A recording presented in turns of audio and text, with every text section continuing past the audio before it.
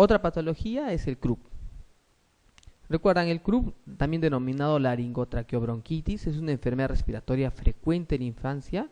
Es un cuadro clínico que se caracteriza por el inicio agudo de una tos característica, ¿no? ¿Recuerdan la tos? Es una tos perruna o una tos de foca, ¿no? Que puede estar acompañada de estridor, voz ronca y dependiendo del grado de severidad incluso puede ir con dificultad respiratoria. La epidemiología es más común en varones, va de 6 a 36 meses, mayor en el segundo año de vida, muy poco frecuente en adolescentes, pero también se podría dar en adolescentes y adultos, y esto se caracteriza por ser bastante estacional, sobre todo en periodos de otoño. La etiología son múltiples virus, el más frecuente es el parainfluenza tipo 1. Entonces, si nos van a preguntar en la etiología, probablemente sea parainfluenza tipo 1. Y si nos van a preguntar con respecto al grupo etario, va a ser un niñito más o menos de 2 años que ha empezado con moquito, con tos, y que posteriormente esa tos tiene las características que les he mencionado. Y acá para ver este gráfico, ¿no? Ustedes le explican a la mamá, tose como foquita, no como perro o como viejito. Entonces, esas son las características, ¿no? El inicio es por una infección respiratoria alta, con fiebres generalmente bajas, pero que pueden producir también fiebres altas. La tos es bien característica, como les he dicho acá. Puede ir con dificultad respiratoria, no siempre. Y la resolución va en 2 días. Sin embargo, puede persistir hasta una semana. ¿Ya? Puede persistir hasta una semana. En cuanto al diagnóstico diferencial, tenemos la traqueitis bacteriana, la epiglotitis, que es una emergencia, el cuerpo extraño igual, que es una emergencia, y las otras patologías que vemos aquí, ¿no? Generalmente no tomamos exámenes auxiliares, pero si toman una radiografía, lo que se va a observar es aquí, ¿no? Una disminución de la luz a nivel donde se ubicaría la laringe, ¿no? ¿Recuerdan este score? El score de Wesley es un score que se utiliza para la severidad del CRUP. No necesitan saber todos los puntajes, pero sí que se utiliza nivel de conciencia, cuáles son los síntomas: cianosis, estridor, entrada de aire y retracciones. Mediante ese puntaje uno va a determinar en qué score se encuentra y cómo va a ser el manejo de ese paciente. ¿Ya? El nivel de conciencia es muy importante. Cianosis, el estridor, que puede ser simplemente en reposo, ¿no? En cuanto al tratamiento, recuerdan ustedes, el tratamiento, quisiera que ustedes recuerden 2 puntos. Si vamos a hablar de tratamiento farmacológico para fines prácticos acá como preguntas, lo que se utiliza son corticoides. Y no cualquier corticoide, se utiliza la dexametasona. Y podemos nebulizar con algún fármaco, por ejemplo, la adrenalina. ¿Ya? Entonces, va a depender de en qué score se encuentra el paciente. Si es leve, podemos darle solamente dexametasona o medidas generales y le damos la dexametasona por vía oral a 0.6 miligramos por kilo, una sola dosis. Si es moderada, ¿no? Ya se encuentra, es una tos bien frecuente, con un estridor audible, con retracciones, o sea, con una dificultad respiratoria, le damos dexametasona 0.6 miligramos por kilo, igual, lo observamos por 4 horas, no sea de alta de inmediato porque sí, puede ser que mejore y luego volver con su dificultad respiratoria, entonces generalmente se observa en 4 horas, porque da un efecto de rebote a las 2 horas más o menos. Si mejora, damos alta, ¿no? Y si no, lo nebulizan con adrenalina. Entonces ese es el paso, primero dexametasona y luego adrenalina.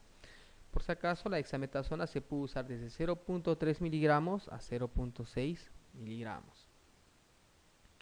Cuando nosotros le indicamos a un familiar de que le dé a un paciente que le dé dexametasona, a veces les parece mucho. ¿Saben de cuánto viene la dexametasona? Viene a 2 miligramos por 5 mililitros, ¿no? Entonces, digamos, si el paciente pesa 10 kilos, ¿cuánto le van a dar? 10 por punto 6, 6 miligramos. ¿Cuántos mililitros le van a dar? 15 mililitros. Entonces, ustedes tienen que hacer entender de que va a ser una sola toma, que no va a haber ningún problema, porque las mamás tienen bastante miedo a los corticoides.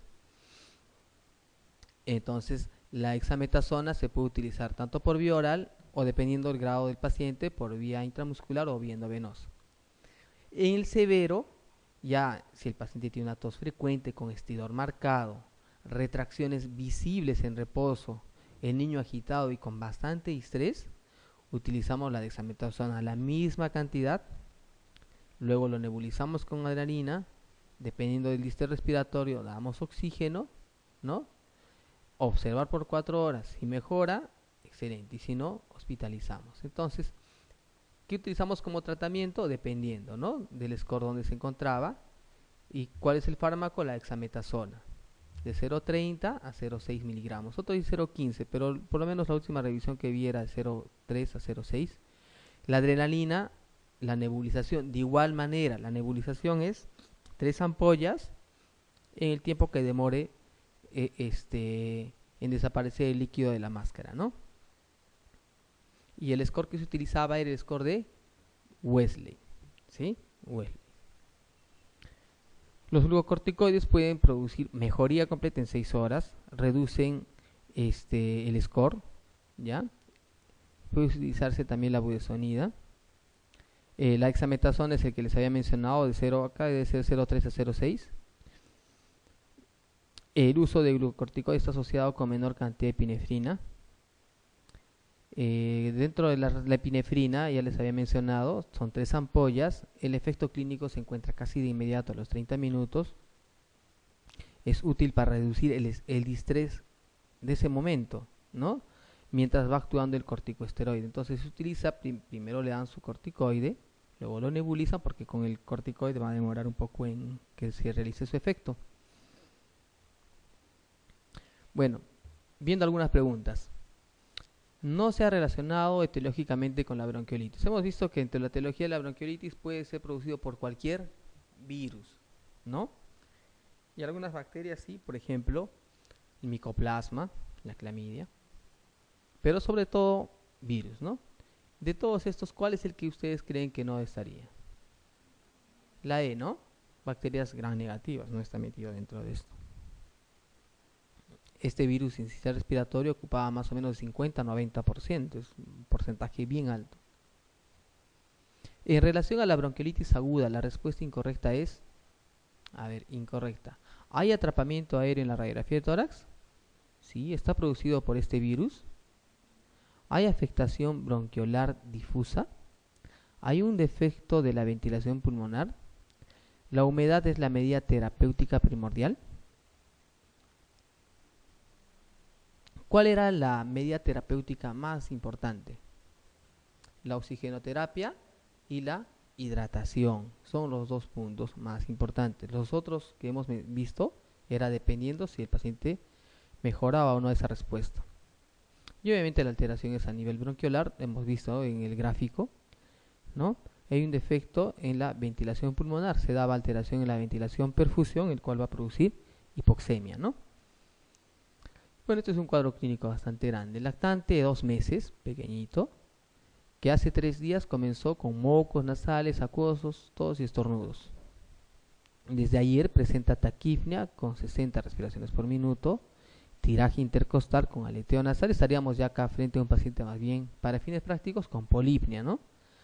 En urgencia se observa un distrés respiratorio con sibilancias inspiratorias y expiratorias de algunos crepitantes bilaterales. Entonces es un paciente con un cuadro típico de bronquiolitis, ¿no? Y una radiografía de tórax muestra hiperinsuflación bilateral con una atelectasia laminar y un corazón pequeño. ¿Por qué tendrá el corazón pequeño? ¿Y qué dice acá? Hiperinsuflación. Se supone que el corazón está bien inflado, ¿no? Y lo que está produciendo es un corazón, está tratando de atrapar, como manera de compensación, el corazón se hace mucho más pequeño, uno ve como un tórax enfisematoso, como corazón en gota. Estamos hablando de un paciente bastante severo, ¿no? No siempre se observa así. Le tomaron un gas y presenta un pH, miren, 7.24, CO2 58, bicarbonato de 21. ¿Qué es lo que tiene acá en este gas? ¿Tiene acidosis o alcalosis? Acidosis, pues no, el pH es normal de 7.35 a 7.45. Entonces tiene acá una acidosis. ¿De qué tipo?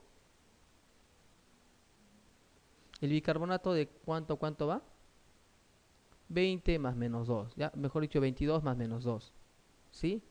Esto está normal. El CO2,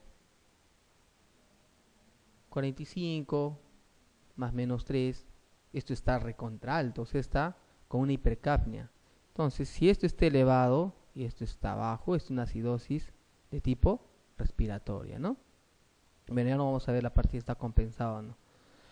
¿Cuál es el diagnóstico más probable? Bronquiolitis. Y este paciente tiene probablemente bastante chance de ponerse peor y probablemente requerir algún tipo de tratamiento como ventilación mecánica. Actualmente la indicación más habitual y fundamental de la ribavirina es, ¿recuerdan la ribavirina? La ribavirina es un nucleósido antiviral que se puede utilizar en la bronquiolitis. La ribavirina viene de varias presentaciones, viene en ampollas, viene en cápsulas y también viene en aerosol. Lo que nosotros utilizamos es mediante aerosol, ¿ya? Dice, se utiliza para infección por virus inicial respiratorio, sobre todo, es para esto, ¿ya? Es para un paciente con bronquiolitis, con sospecha alta de virus inicial respiratorio, en niños pequeños, pero no en todos los pacientes, ¿no? Tiene algunas indicaciones. ¿Recuerdan cuando habíamos visto bronquiolitis en la parte de los factores de severidad? Los niños, esto se utiliza en pacientes con enfermedad severa. 1. 2. Se utiliza en pacientes con algunas patologías asociadas como inmunodeficiencia, enfermedad pulmonar crónica, cardiopatías, ¿ya? O pacientes que estén en ventilación mecánica. Lamentablemente nosotros no lo usamos, pero esa es la indicación. Y sí se ha observado bastante mejoría clínica. Incluso hace más o menos 2 años se hizo una discusión sobre este fármaco. Es cierto que es caro, pero probablemente si uno usaría en esos pacientes con esos factores que les he mencionado, que ingrese de pronto tenga un criterio de severidad, pero que no haya llegado a ventilación mecánica y que además tenga los factores que les he dicho, como digamos displasia broncopulmonar.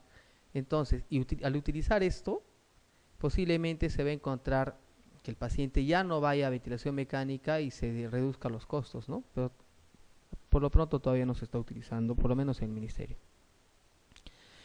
Lactante 5 meses que es traído a consulta por presentar desde hace 3 días fiebre, rinorrea, estornudos, comenzado el día de la consulta con tos y dificultad respiratoria. En la exploración presenta taquipnea, tiraje subcostal, expiración prolongada, ¿no? ¿Qué prueba de las siguientes hay que solicitar para determinar la etiología? ¿Qué prueba? Y hemos visto que estamos frente a un paciente con una bronquiolitis, ¿no? Frente a un paciente con bronquiolitis, el diagnóstico básicamente es clínico, ¿sí? Pero si quisiéramos buscar la etiología, ¿qué haríamos?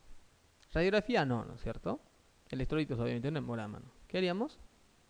Búsqueda del virus, pues, ¿no? Y mediante qué examen hacemos aquí? Un IFI, ¿no? Una inmunofluorescencia indirecta de un hisopado nasofaringeo, ¿no? Bien, eso era con respecto a la parte de bronquiolitis. Yendo a patología que es bastante frecuente, la rinofaringitis aguda, es la afectación más frecuente en niños menores de 5 años. Tiene más o menos, esto es importante, mi hijito, doctor, se enferma demasiado, ya este año se enfermó como 5 veces. Bueno, pues señora, le falta 2 más, yo le digo, porque más o menos un niñito se enferma de 5 a 7 veces por año, así que, y si es un resfrío y luce bien, porque las mamás van diciéndote, doctor, yo creo que le falta vitaminas o está con baja defensa, y no es así, ¿no? Es parte de su cuadro. Constituyen el 7% de la consulta médica y son la causa médica más frecuente de ausentismo escolar y al trabajo. La etiología, el más frecuente, es el rinovirus. Sin embargo, existen otros virus más que ustedes ven allí, ¿no? El rinovirus es el más frecuente. Acá para ver básicamente cómo se produce cada síntoma, cómo se produce la congestión nasal, la rinorrea, el dolor de garganta, la inoculación del virus. Este va a invadir el epitelio y va a producir inflamación por un lado, estímulo colinérgico por otro, por eso va a producir la rinorrea, va a producir daño celular de la nasofaringe, por lo que va a dar dolor de garganta. Quiere decir que una rinofaringitis puede ir con dolor de garganta. Claro, se llama pues rinofaringitis. Entonces, muchas veces la mamá dice, mi hijito tiene dolor de garganta, y además está haciendo fiebre y tiene moco. ¿Qué hacen? Antibiótico, ¿no? La mamá empieza de frente con su antibiótico. Pero ustedes tienen que observar, pues, ¿no? La edad, las características, cómo luce el pequeño, cómo se está comportando la fiebre. La fiebre dura generalmente 3 días. El primer día puede ir alto, el segundo día va bajando, el tercer día disminuye. Entonces es cuestión de calmar a la señora y explicarle que esto es un proceso que va a ir disminuyendo. Obviamente explicarle también de que eso puede tener complicaciones, sí, por ejemplo la otitis media es una complicación de la rinofaringitis, ¿no? Si se comporta de manera contraria, por ejemplo, que la fiebre el primer día va a 38,5, el segundo día 39,5, el tercer día 39,5, posiblemente se esté complicando, ¿no? Y si tiene dolor de garganta es parte de su proceso. Y peor, si dice la mamá, el moquito ahora es verde, con mayor razón le damos antibiótico. No debe ser así, ¿no? La rinofaringitis son procesos que van con todos esos síntomas y el color del moquito no importa, es parte del proceso. Poco para ver sobre los antihistamínicos. Los antihistamínicos no deberían ser utilizados en resfríos, ¿no? Los antihistamínicos tienen otra utilidad. Y más aún, si ustedes ven el inserto, la parte de su hojita de este fármaco, allí dice no se utiliza en menores de 2 años, ¿no? Entonces, si un niñito tiene un problema de tipo, de un resfrío, bueno, lo que pueden hacer es permeabilizar las vías aéreas. Para eso existen soluciones como por ejemplo, nombres comerciales. Ustedes recuerdan el RinoBebé, Rinoclo. ¿Han visto el Rinokit? Es un spray, cloruro de sodio al 3%, que se da a demanda en cada fosa nasal. Es un spray bastante práctico, que sí es solamente cloruro de sodio, ¿no? Solo que es un cloruro de sodio al 3%. Entonces, acá lo que bloquean los receptores de histamina, los más frecuentes son estos de acá. Tienen efectos secundarios como la sedación. El que más se utiliza es la clorfenamina. No deberíamos usar, pero les estoy mencionando que son los que más se suele utilizar. Bien, las recomendaciones, y peor todavía si vamos a usar acá los antihistamínicos asociados a los descongestionantes, por ejemplo la pseudoefedrina, peor, ¿ya? Entonces, traten de no usar, y si van a usar, usen solamente un antihistamínico solo, ¿ya? Y no se usa, si van a usar, no lo usen en menores de 6 meses, por favor. En menores de 6 meses puede producir muchos efectos. La sedación puede ser mucho más fuerte y se puede enmascarar distintos cuadros. Recomendaciones sobre los remedios para la tos conteniendo codeína o estrometorfano. No hay estudios científicos. Acá lo que quería mencionar sobre todo es que la codeína o estrometorfano no es útil para el manejo de este cuadro. La vitamina C bueno, acá lo que sí se ha observado que la duración del cuadro ha reducido. Sí puede reducir en algo, ¿ya? Más o menos 8% en adultos y en niños más o menos 13,6. Pero no reduce la incidencia y tampoco la severidad, ¿ok? Entonces la vitamina C sí podría reducir el tiempo, ¿ya? Solo el tiempo. Antibióticos ya pues está de más, ¿no? Se supone que esto es un cuadro eminentemente viral que tiene toda una evolución que puede durar de 3 a 5 días. Esperemos que evolucione y darle algunos sintomáticos. Los antibióticos no. Aquí, ¿cuál es la complicación más frecuente? ¿La rinofaringitis? ¿Cuál es? La otitis, ¿no? La otitis media aguda.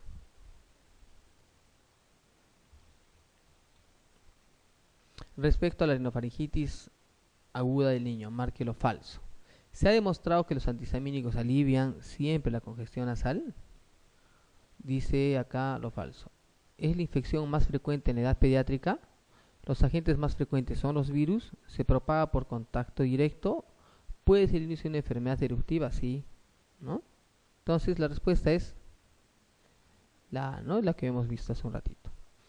El agente etiológico mayormente implicado en la rinofaringitis aguda del niño es... ¿Cuál es? El rinovirus, ¿no? La rinitis alérgica, con respecto a la rinitis alérgica, es bastante frecuente en algunos lugares, sobre todo aquí en la costa, y más por por la contaminación.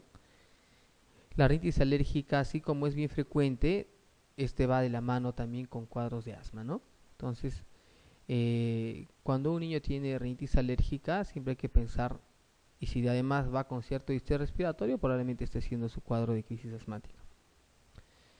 Niño de 13 años llevado a la consulta por presentar estornudos, rinorrea, 13 años, estornudos, rinorrea acuosa y prurito nasal al examen. Esta pregunta era sobre todo para ver esto. Se observa un intenso edema y palidez de la mucosa nasal, palidez con secreción clara. El diagnóstico más probable es lo que hemos visto, ¿no? Rinitis alérgica. La rinitis alérgica se caracteriza por esto: prurito, rinorrea y generalmente un tiempo que una enfermedad que se da frecuentemente, ¿no? 1, 2, 5, 7, puede darse un montón de veces al mes, incluso puede durar meses, ¿no? Marque la respuesta incorrecta respecto del efecto tópico de los corticosteroides intranasales por spray.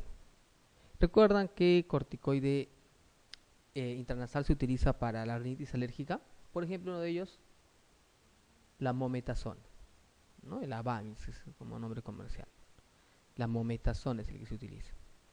Aquí, en el tratamiento, ¿cuál es su...? Dice aquí, marque la respuesta incorrecta respecto al efecto tópico, ¿no? ¿Reduce la infiltración celular inflamatoria en la mucosa nasal? Sí. ¿Reduce la secreción de la mucosa? ¿Reduce el estímulo del efecto alfa-adrenérgico? ¿Reduce la permeabilidad vascular? ¿Reduce la inmediata y tardía de la respuesta alérgica?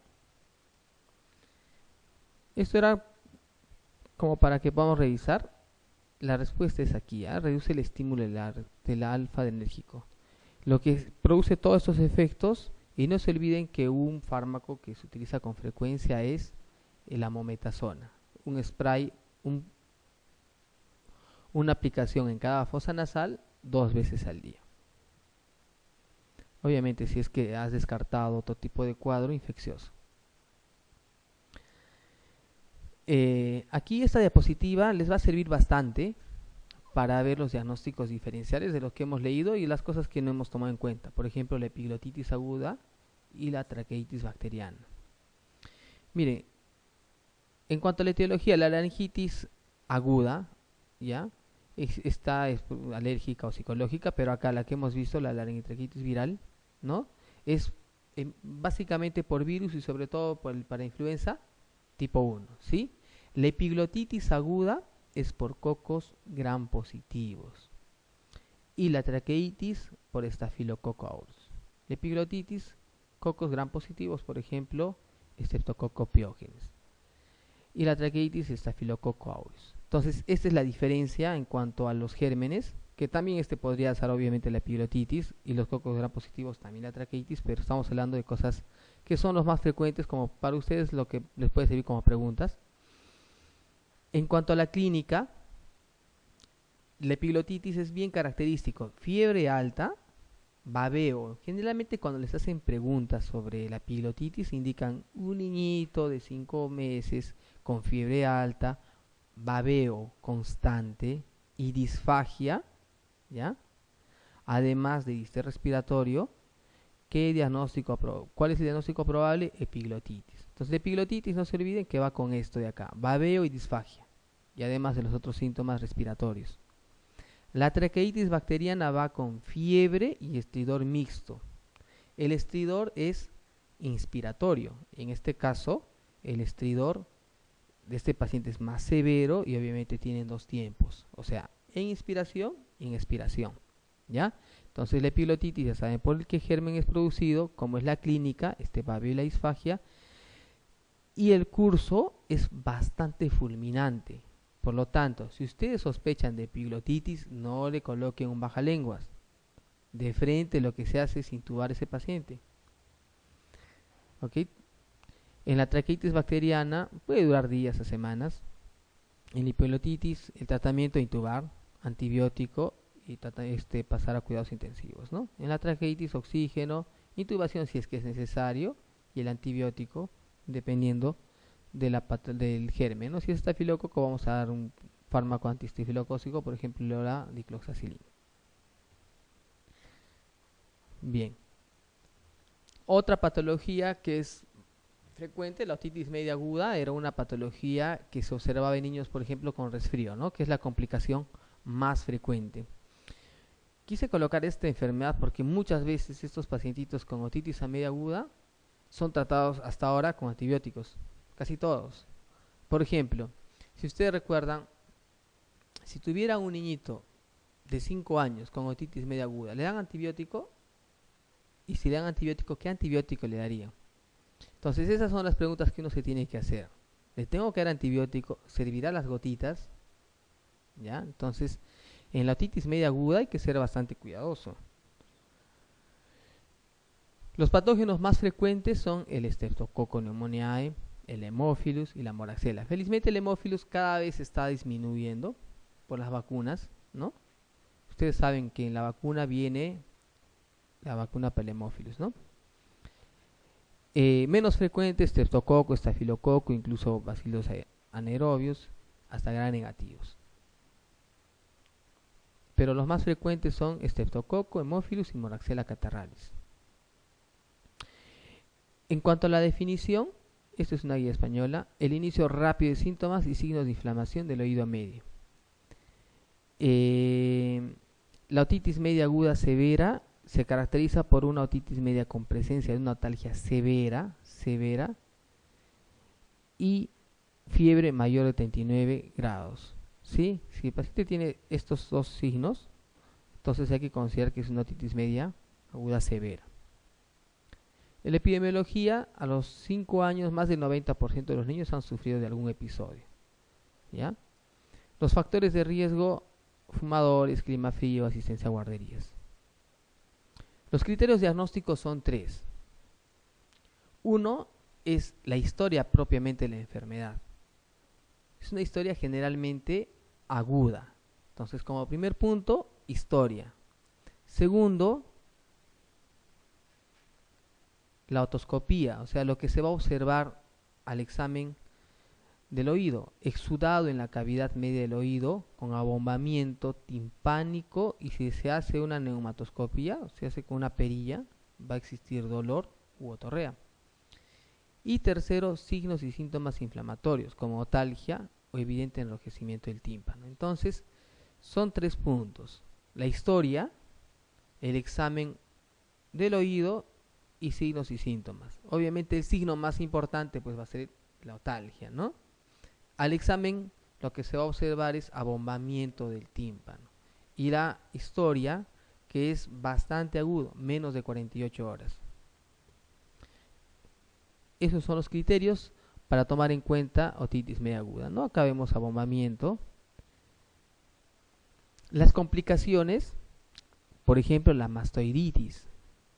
Si esto es crónico, podría producir parálisis facial, laberintitis, incluso meningitis y abscesos cerebrales, si no son tratados adecuadamente, ¿no? Dependiendo del grupo etario.